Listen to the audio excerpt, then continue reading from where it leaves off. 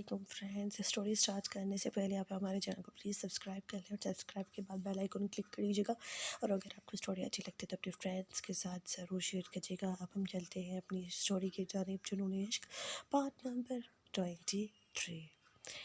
इरफा की जब रुखसती हो रही होती है तो उसकी अम्मी उसे यही बोलती है कि बेटा, लाइफ में बहुत सारी प्रॉब्लम्स आती हैं, ठीक है, लेकिन हर प्रॉब्लम का सलूशन जज्बाती होकर कभी मत निकालना, क्योंकि अब ज़िंदगी में तुम इतना आगे बढ़ चुकी हो कि तुम्हें ये बात बताना बहुत ज़रूरी हो गया है कि अब हर दूसरी तीसरी बात पर हम तुम्हारे लिए स्टैंड नहीं ले सकते। अब तुम्हें अपने लिए सिर्फ खुद ही स्टैंड लेना पड़ेगा, ठीक है। अब तुम्हारी अपनी फैमिली है और हमेशा कोई भी डिसीजन लेने से पहले उस फैमिली के बारे में ज़रूर सोच लेना। उधर इरफा रो रो के सबको गले लगा रही होती है और अहमद जो उसका हाथ पकड़े हुए होता है, उसे दादी इशारा करती है कि इसका हाथ आप छोड़ दो चंद मिनट के लिए, लेकिन हमें अहमद नहीं छोड़ रहा होता है। लेकिन फिर इरफा अपना ही जोर लगा के हाथ छुड़वा लेती है और अपने सारे फैमिली मेम्बर से एक एक करके मिल रही होती है और सारी फैमिली वाले उसे खुशी खुशी ही विदा कर रहे होते हैं। लेकिन जो उसकी फ्रेंड होती है फ़रा, उसे उस पर रोना आ रहा होता है, लाइक लिटरली कि इतने साल, मतलब बचपन कैसे गुजर गया उनका और अब वो भी दिन आ गया। लेकिन उसने कभी भी इरफा को इतना रोते हुए नहीं देखा था और आज इरफा बहुत ज़्यादा सैड थी और रो रही थी, क्योंकि आज इरफा रोती भी क्यों ना, उसकी ज़िंदगी में कई चीज़ें थी जो बदलने वाली थी या फिर बदल चुकी थी। बदलने वाली एक चीज़ थी, वो थी उसकी ज़िंदगी में उसे जीना किस तरह है। लेकिन अभी इरफा को इसकी जो सोच समझ ही नहीं थी। अभी तो वो अपने दुख में ही रह जा रही थी कि अपने फैमिली मेम्बर से वो दूर जा रही है। लेकिन इरफा का भाई उसे कहता है कि कभी कभी अगर तुम्हारा दिल चाहे ना घर में झगड़ा करके वापस यहाँ पे आने का, तो तुम आ सकती हो। ये बात सुनकर अहमद को बहुत गुस्सा आ रहा होता है, लेकिन उसकी दादी कहती है कि ये मजाक में बोल रहा है, तुम इसको इतना ज़्यादा सीरियसली मत लो। इधर आधे घंटे में ही इरफा की रुखसती हो जाती है, 12:30 बजे तक। इरफा को सब गाड़ी में बैठा देते थे तो अहमद इरफा का हाथ पकड़ के ये बोलता है कि तुम्हारी हिम्मत कैसे हुई, मतलब हाथ छुड़ाने की। इरफा उसे खामोश होती है, उसे कोई जवाब नहीं देती है। इरफा, कोई तो जवाब दे दो। और उस वक्त उसकी दादी बोल रही होती है, बेटा जो भी बात होगी अब घर कर लेना। अहमद इरफा के हाथ फिर से पकड़ लेता है और इस वक्त इरफा को सख्ती से ये कहता है कि अब तुम अपना हाथ छुड़ाने की कोशिश बिल्कुल भी मत करना। और इरफा उसे फिर देख रही होती है कि वो कहे तो कहे क्या, करे तो करे क्या, इसलिए वो खामोशी से बैठी हुई होती है। उधर इरफा की अम्मी वाले वापस घर की जो चीज़ें बिखरी हुई होती हैं उन्हें सेट करके वापस रख लेते हैं। फिर लोग मुबारकबाद के लिए आ रहे होते और कुछ लोग तो बोल रहे होते कि मतलब शादी एक के साथ और होनी थी और वो दूसरे के साथ की, ये तो चीज़ें पता नहीं। फिर लोग किस तरह से गॉसिप वगैरह कर रहे होते। तो इरफा की जो बुआ होती है वो कहती है कि मतलब जहाँ लड़की को अपने हिसाब से रहना था वो उस वहाँ चली गई, हमारा फ़र्ज़ था कि उसके साथ नॉर्मली बिहेव करें, जो कि हम कर सकते हैं। और हमारे हिसाब से हमारे माइंड में तो इजाज़त देना, जो जिस तरह से रहना चाहते हैं उस तरह से रह सकते हैं। अगर आपको हमारी खुशियों में खुश होने आए हैं तो हम आपको वेलकम करते हैं, पर अगर आप हम पे बातें करने आए हैं तो दरवाज़ा सामने आप जा सकते हो। क्योंकि कुछ लोगों के रवैये इरफा की बुआ को बिल्कुल पसंद नहीं आते। और लोग इरफा की बुआ को कह रहे होते हैं, लगता है आप ही के बेटे में कोई कमी हुई होगी तभी उन लोगों ने आपकी तरफ रिश्ता नहीं किया। फिर कुछ लोग कह रहे थे कि आप गरीब हो, इस वजह से उन लोगों ने रिश्ता नहीं किया। ये सारी बातें इरफा की अम्मी सुन रही होती हैं। उधर फ़राह कहती है कि आंटी आप रुके, मैं ही इनको सारी सबक सिखाने जा रही हूँ। लेकिन इरफा की अम्मी उससे वहीं रोक देती है, बेटा लोग जिन दिन बातें करेंगे और फिर वो चुप हो जाएंगी, लेकिन अगर आप ऐसे बातें करने जाओगी तो लोग इरफा पर ही उंगली उठाएंगे, जो कि हम नहीं चाहते। तो खाला ऐसे तो ये लोग उंगली उठाते ही रहेंगे और आप खामोशी में देखते रहोगे, ऐसा नहीं हो सकता खाला, हमें इन्हें जवाब देना ही पड़ेगा। और वो बाहर जाती है और लोगों को यही बोल रही होती है कि वो मेरी बेस्ट फ्रेंड थी, ठीक है, मैं उसके बारे में अच्छे से जानती हूँ। अगर आप यहाँ पे एक मेहमान बन के आए तो वैसे ही रहिए, और अगर आपको मेहमान बन के रहने में कोई मसला है तो फिर आप यहाँ से जा सकते हैं। फिर लोग इरफा की फ्रेंड को बोल रहे होते हैं, जब तुम ऐसी थी ना तुमने इरफा को ऐसा बनाया, वरना इरफा तो ऐसी थी ही नहीं। वो इरफा की फ्रेंड फ़राह पर फिंगर पॉइंट करने लग जाती हैं। उस वक्त इरफा की जो बुआ होती है वो कहती है, हाँ हाँ कोई बात नहीं, कोई बात नहीं बेटा, रूम में चल जाओ, इनके लिए तो मैं काफ़ी हूँ। और काफ़ी बहस मुबाहिजा हो जाता है।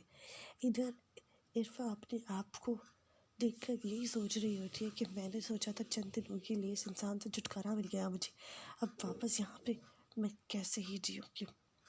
उधर इरफा को अहमद की दादी बोल रही होती है कि बेटा तुम्हें किसी चीज़ की ज़रूरत है?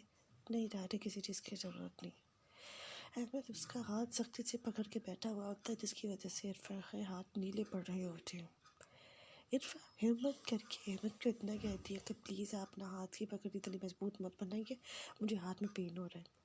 और फिर अहमद उसे आंखें दिखा के बोल रहा होता है कि इतने दिन तक तुमने मेरी कॉल भी पिक नहीं की, ठीक से मुझसे बात नहीं की, और अब तुम ये चाहती हो कि मैं तुम्हारा हाथ पे जोड़ दूँ। और इरफा की जो दादी होती है, अहमद की दादी, जब इरफा का हाथ देखती है कि वो बहुत अजीब सा हो जा रहा है, तो वो अहमद को सख्ती से कहती है कि इसका हाथ फिल वक्त के लिए छोड़ दो, क्योंकि उसे हाथ में पेन हो रहा है। और इरफा की दादी ये देख रही होती है कि मतलब अहमद अपने जज्बात पे काबू नहीं रख पा रहा है, और वो उसके अंदर का शैतानी रूप बाहर आ रहा है, जो कि जो कि अहमद की दादी नहीं चाहती थी। 15 मिनट के बाद इरफा जब वो उसका हाथ छोड़ता है, तो इरफा अपने हाथ को जब देख रही होती है, तो ऐसा लगता है कि उसके हाथ में जैसे ब्लड की सर्कुलेशन ही रुक गई हो। और ये देखने के बाद इरफा को बहुत ज़्यादा डर लगने लगता है। उसके बाद वो अपने हाथ ही छुपा देती है। क्या हुआ, तुम मुझसे डर रही हो? तुम्हें तो मुझसे डरना ही नहीं चाहिए। आधे घंटे में जब वो अपने घर पहुंच जाते हैं, तो अहमद ने कहीं आया देखते नहीं लगता, सीधा इरफा का हाथ पकड़ के उसे लेटा रहा होता है, लाइक लिटरली घसीट कर ले जा रहा होता है। इरफा को ये बात बिल्कुल पसंद नहीं आती, और वो दादी उसको कहती है कि तुम इसके साथ इस तरह बिहेव नहीं कर सकते।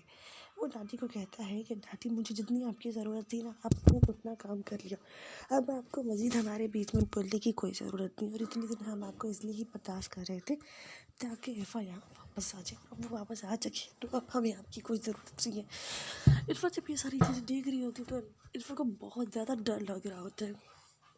लेकिन उसके बाद इरफा अहमद को कहती है कि मतलब मुझे भूख लगी है, मुझे दोपहर को खाना खाना है। तुमने खाना नहीं खाया था दोपहर का? कहाँ खाया था दोपहर के टाइम पे? तो ये रुखसती वाला सीन रख लिया था आपने, पहले शाम बोली फिर दोपहर बोली, मैंने तो खाना ही नहीं खाया। अच्छा, तुम्हें इतनी भूख लगी है, चलो कोई बात नहीं। वो मुलाजिम से कहता है कि हमारे लिए खाना लगा दो, लेकिन हम खाना यहाँ नहीं खाएंगे, रूम में खाएंगे। वो मुलाजिमीन को हुक्म शारिर करके इरफा को घसीट कर रूम में ले जाता है, और फिर रूम का दरवाज़ा लॉक कर देता है। उसके बाद इरफा जब सामने फ्रंट पे देखती है कि रूम बड़ा सजा हुआ है, और बहुत सारे फूल वगैरह पत्ते वगैरह ज़मीन पे भी पड़े हुए होते, और ऐसे कारपेट वाला पूरा सीन बना हुआ होता है।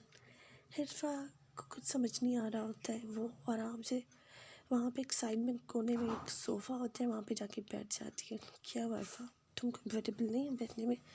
नहीं, मैं कभी इतने ऐशो आराम में रही नहीं हूँ ना, तो मैं कंफर्टेबल नहीं हूँ, मैं यहीं ठीक हूँ। अरे क्या बात है, तुम यहाँ ठीक नहीं हो, तुम जाओ वहाँ बेड पे बैठ जाओ, ठीक है, और मुझे कुछ काम है, मैं वो काम कर लेता हूँ। इरफा को ये बात अजीब लग रही होती है कि जब वो बाहर दूसरों के सामने इतना अजीब बिहेव कर रहा होता है, और रूम में और भी मज़ीद अजीब बिहेव कर रहा होता है। वो अपना लैपटॉप निकालता है, और अपने लैपटॉप में बहुत सारी इसकी पिक्चर्स होती हैं जो वो सेट करके रख रहा होता है। वो उस पिक्चर को सेट करके उसके साथ एक गाना लगाया हुआ होता है, और फिर वो सारी वीडियो बना के इरफा को दिखाना चाह रहा होता है कि उसकी एक एक पिक्चर उसने अपने पास किस तरह संभाल के रखी। अभी वो इरफा, मैं तुम्हें कुछ दिखाने आ रहा हूँ बोल के सोफे पे उससे लैपटॉप देने जा ही रहा होता है, तब तक मुलाजिम खाना लेके आ चुका होता है। अहमद साहब, हम खाना लाए हैं आपके लिए। हाँ तो इरफा, चलो पहले खाना खा लो, फिर देख लेंगे हम। इरफा कहती है कि मैं खाना खाऊं, लेकिन इन सारी चीज़ों में मैं खाना खाऊं तो कैसे खाऊं? मैं कैसे खाना खाऊं? मतलब मैं तुम्हें अपने हाथों से खाना खिला दूं? It's completely okay, it's not completely okay, मैं खुद ही खा लूँगी, लेकिन ये सारी चीज़ें भारी लग रही हैं मुझे। और कपड़े, इतनी जल्दी मेरे पास अपने घर से कपड़ों को बैग लाना ही भूल गई थी। कपड़ों की तो कोई ज़रूरत नहीं है ना, इधर कपट में बहुत सारे कपड़े पड़े हैं, मैंने ख़रीद के वैसे ही रख दिए थे। तुम कपट खोलो, तुम्हें जो भी सूट अच्छा लगे तुम पहन सकती हो। उसके बाद इरफा जब कवर खोलती है तो उसे एक से एक अच्छे अच्छे जोड़े दिखते हैं। उनमें से एक उसे कॉटन का जोड़ा दिखता है और वो वही उठा के जाती है चेंजिंग रूम में चेंज करने के लिए। लेकिन उससे पहले इरफा ने जो ज्वेलरी पहनी होती है ना, वो ज्वेलरी से बाहर निकलना चाह रही होती है कि इतनी ज़्यादा ज्वेलरी होती है कि उसे संभाली भी नहीं जा रही होती है। फिर वो अहमद को कहती है कि अहमद आप थोड़ी हेल्प कर सकते हो। तो वो बोलता है कौन सी हेल्प करनी है। और फिर अहमद इरफा को ये सारी चीज़ें निकलवाने में उसकी हेल्प कर रहा होता है।